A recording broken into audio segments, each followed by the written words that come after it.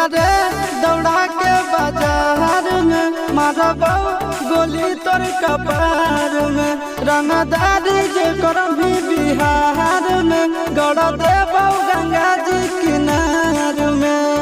इतना मार पड़तो न बेटा।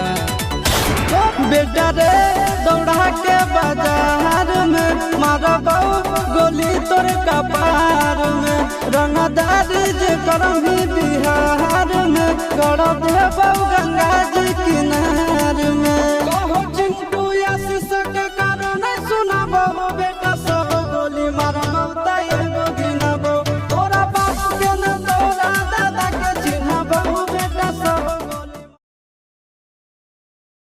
के भीतर के गोरिया बाहर में को जह सब तीन सिगरेट